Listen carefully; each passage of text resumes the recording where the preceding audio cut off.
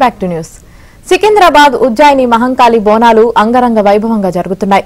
భక్తులు పెద్ద సంఖ్యలో అమ్మవారిని దర్శించుకుంటున్నారు. సీఎం రేవంత్ రెడ్డి అమ్మవారిని దర్శించుకుని ప్రత్యేక పూజలు చేశారు.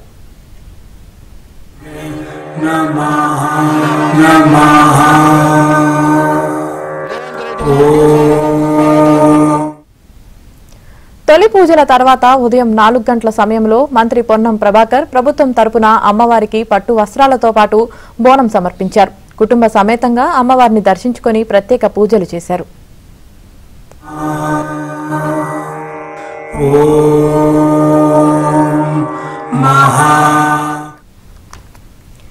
తెల్లవారుజాము నుంచే అమ్మవారి ఆలయానికి భక్తులు క్యూ కట్టారు. బోనం సమర్పించి మొక్కులు చెల్లించుకుంటున్నారు.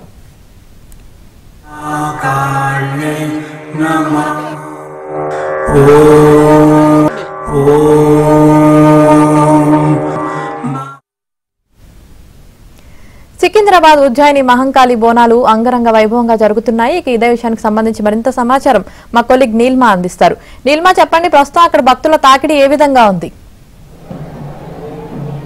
Right, thank you Yamini. ఈరోజు మనం ఉజ్జయిని మహంకాళి అమ్మవారి వద్ద ఇక్కడ టెంపుల్ వద్ద ఉన్నాము. మొత్తం కూడా రంగురంగుల దీపాలు అలాగే పువ్వులతో అమ్మవారి ఆలయాన్ని దేదీప్యమానంగా ఇక్కడ అలంకరించడం జరిగింది. ఉదయం తెల్లవారుజాము నుంచే 4 గంటల నుంచి ఇక్కడ భక్తులు పోటెత్తడం జరిగింది. కాస్త అంటే కొన్ని సంవత్సరాల నుంచి మనం చూస్తే గనక ఈ సంవత్సరం కాస్త భక్తుల రద్దీ తగ్గిందనే చెప్పాలి. అమ్మవారికి బోనం సమర్పించడానికి కూడా భక్తులు కొంచెం తక్కువగా వచ్చారని చెప్పాలి. అండ్ దాదాపుగా మనం చూసినట్లయితే గనక గురువారం అలాగే ఆలయ కమిటీ వాళ్ళు చెప్పడం ఏంటంటే గురువారం అలాగే శుక్రవారం అమ్మవారికి బోనాలు చాలా మంది సమర్పించేశారు. అందుకే ఈసారి రద్దీ తక్కువగా ఉంది అని చెప్తున్నారు. అండ్ శివసత్తుల విన్యాసాలు జోగినీల నాట్యాలతో మొత్తం కూడా ఆలయం దేదీప్యమానంగా వెలిగిపోతుంది. మరికొద్ది సేపట్లో పలహార బండ్లు కూడా రాబోతున్నాయి. ఇక్కడ మనకి ఒక జోగిని అమ్మ కూడా ఉన్నారు, వారితో మనం మాట్లాడదాము. అమ్మ, ఎక్కడి నుంచి వస్తున్నారు మీరు? బన్సాల్పేట్. ప్రతి సంవత్సరం ఇట్లాగే అమ్మవారికి బోనం సమర్పిస్తారా? ఇప్పుడు నాకు 40 సంవత్సరాలు. అప్పటి నుంచి ఇప్పటి వరకు నాకు 7 సంవత్సరాల వయసు నుంచి అమ్మవారు వస్తుంది. అప్పటి నుంచి ఇప్పటి వరకు చేస్తున్నాను. కరోనా టైంలో కూడా తెచ్చాను. ఏంటి, ఎలాంటి మంచి జరుగుతుంది ఇట్లా చేయడం వల్ల? మాకు ఒక ఆనందము, సంతోషం, ఒక ఆడపిల్ల మా ఇంటికి వచ్చినట్టు. ఎలా చేస్తారు మీ బోనాన్ని? అన్ని నవధాన్యాలు ఎన్ని పుడతాయో భూమి మీద అన్ని అమ్మవారికి సమర్పిస్తాం. ఇప్పటి నుంచి ఇట్లా అంటే మీకు ఉదయం నుంచే తాత ముత్తాతలు ఉండే అమ్మమ్మలు తాతలు. తర్వాత మాకు అమ్మవారు వచ్చినప్పటి నుంచి వాళ్ళదే దక్షిణ, వాళ్ళదే అన్ని. మొత్తం అమ్మవారు పూంతారని చెప్తున్నారు కదా, ఆ అమ్మవారు వెళ్ళిపోయిన తర్వాత కూడా చాలా మంది అంటే అమ్మవారు వెళ్ళిపోయి ఏం ఆధారం లేదండి. మాకు అమ్మవారు ఉన్నప్పుడే వస్తారు, తర్వాత ఏ ఆధారం లేదు. మాకు ఆధారం కావడానికి ఒక పెన్షన్ లేదు, ఏం లేదు. అన్ని రేవంత్ రెడ్డి ఇస్తా అన్నాడు, ఇంతవరకు ఇయ్యలేదు. అంటే ఇట్లా నృత్యం చేసుకుంటూ వస్తారు కదా ఆలయం దగ్గరికి, మొత్తం కూడా ఎక్కడా కూడా కుండ కదలకుండా మీరు ఇట్లా నృత్యం చేసుకుంటూ వస్తారు. చాలా అసలు ఆనందంగా అనిపిస్తుంది అలా చేస్తున్నప్పుడు. ఒకసారి ఎలా చేస్తారు? ఆ పూనకం వస్తుందండి అమ్మవారు ఒంటిపైకి.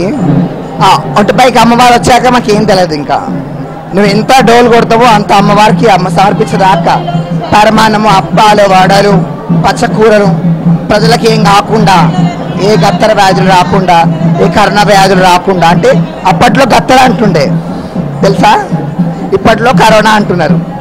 అలాంటి వ్యాధులు రాకుండా పిల్ల పాపలు ఇల్లు సుఖ శాంతంతో బతిల్లాలి. అందరికీ మీ దగ్గరకు వచ్చిన భక్తులందరికీ కొరడా పెడుతున్నారు కదా తల మీద, ఎందుకు అలాగా? వాళ్ళ మీద ఉన్న గాలి తీసేస్తాం అన్నమాట. ఏంటంటే వాళ్ళ మీద గాలి, దృష్టి, ధూళి, వాళ్ళు ఏమైనా చెడు ప్రయోగాలు చేయాలన్నా వెళ్ళిపోతుంది. అండ్ మనం చూస్తున్నాం కదా చాలా మంది భక్తులు అయితే ఇప్పుడు క్యూ లైన్లో పోటెత్తారని చెప్పొచ్చు. అండ్ చాలా మంది మహిళలు అమ్మవారికి బోనాలు సమర్పించడం జరుగుతుంది. అండ్ శివసత్తులు కూడా ఇక్కడ నాట్యం చేసుకుంటూ అమ్మవారికి దగ్గరికి రావడం జరుగుతుంది. మరికొద్ది సేపట్లో పలహార బండ్లు అయితే వస్తాయి. పలహార బండ్లు కూడా అమ్మవారికి ఇక్కడ మొత్తం ఆలయం చుట్టూతా తిరుక్కుంటూ అమ్మవారికి నైవేద్యంగా తీసుకొస్తారు. ముందు పలహార బండ్లు ముందు ఇక్కడ మనకి పోతరాజులు కాపలాగా ఉండడం జరుగుతుంది. ఇది పోతరాజులు అమ్మవారికి సోదరులు అనమాట. ఏ పలహార బండికి కూడా దుష్టశక్తులు దగ్గరికి రాకుండా పోతరాజుల పర్యవేక్షణలో పలహార బండ్లు అమ్మవారి వద్దకు రాబోతున్నాయి మరికొద్ది సేపట్లో. అండ్ మనం చూడొచ్చు మొత్తం కూడా క్యూ లైన్లో ఇక్కడ సపరేట్ క్యూ లైన్లు కూడా ఇక్కడ మనకి పెట్టడం జరిగింది. బోనాలు తీసుకువెళ్తున్న మహిళలకు సపరేట్ క్యూ లైన్, అలాగే మామూలుగా అమ్మవారిని దర్శనానికి వస్తున్న భక్తులకు సపరేట్ క్యూ లైన్ ఇక్కడ పెట్టడం జరిగింది. అండ్ ఇప్పుడు మాత్రం మొత్తం అందరినీ అంటే కొంచెం తగ్గుముఖం పట్టింది బోనాలు తీసుకొచ్చి అందరూ కూడా ఉదయమే అమ్మవారికి బోనాలు సమర్పించేశారు కాబట్టి మొత్తం క్యూ లైన్లన్నీ ఒకటే చేయడం జరిగింది. అండ్ ఇప్పుడిప్పుడే కొంత భక్తుల తాకిడి కూడా పెరుగుతుంది అని చెప్పేసి ఆలయ కమిటీ వాళ్ళు చెప్తున్నారు. అండ్ అంతేకాకుండా మనకి మొత్తం కూడా సీసీ కెమెరాల పర్యవేక్షణలో ఉంది. దాదాపుగా 100 కెమెరాలు ఆలయం చుట్టూతా పెట్టడం జరిగింది. అండ్ మొత్తం 1500 మంది పోలీసులు పర్యవేక్షణలో ఇక్కడ మొత్తం కూడా కాపలా కాస్తున్నారు. సిపిల పర్యవేక్షణలో మొత్తం కూడా ఆలయాన్ని చుట్టుముట్టారనే చెప్పొచ్చు.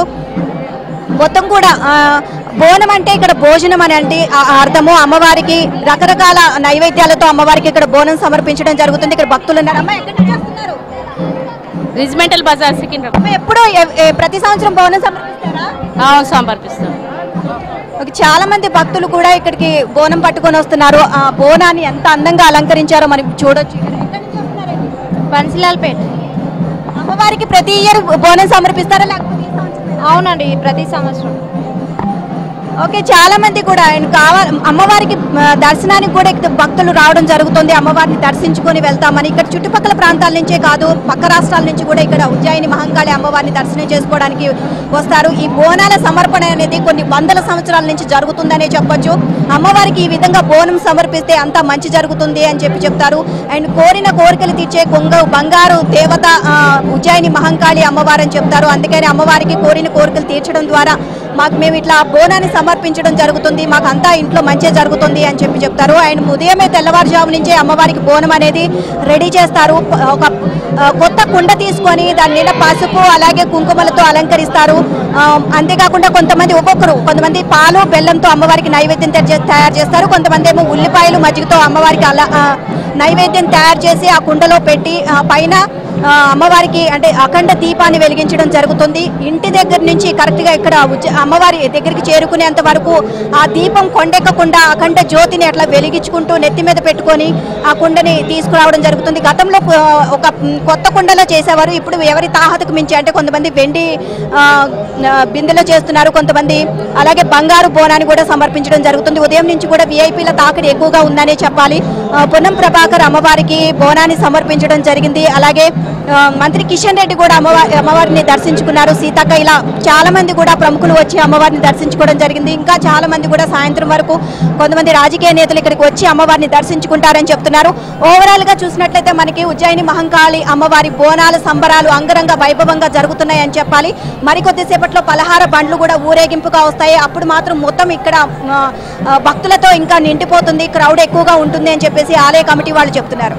ఓ to Yami. Right, thank you Neelima.